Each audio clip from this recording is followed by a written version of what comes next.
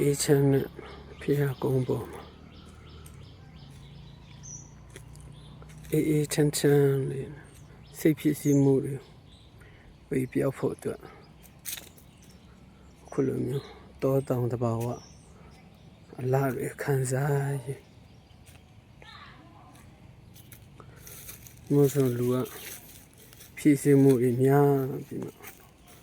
အလုပ်လည်းလုပ်ချင်စိတ်မရှိလုပ်တဲ့အလုပ်တွေလည်း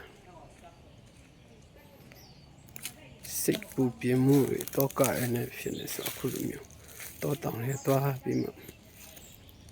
တဘာဝအရသာတဘာဝလေးတွေအစင်းရောင်တွေခံစားရရင်စိတ်ပန်းဖြစ်တောတောင်အေးချမ်းနေရမယ်ရန်အေးချမ်းဟုတ်ချင်နော်အေးချမ်းတဲ့တပြင်းနဲ့များကြီးဒီတပြင်းနဲ့ထိမ့်သိမ့်ထားရမယ်အဲ့လိုထိမ့်သိမ့်ထားမှာပဲမဆိုတော့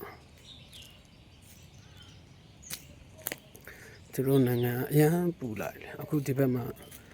တရုတ်ပြည်နဲ့နီးတော့တရုတ်တွေကတည်ရမလားမြန်မာနိုင်ငံကတာလှုပ်ရှင်တော့လှုပ်တာသူတို့ပတ်ဝန်းကျင်မှာသူတို့ရဲ့နိုင်ငံတော်မှာတစ်တော်တွေများကြီးစိမ့်ဆိုးနေအဲတရုတ်ပြည်နဲ့နီးလို့တစ်ပြည်နေများပဲစိမ့်ဆိုးနေ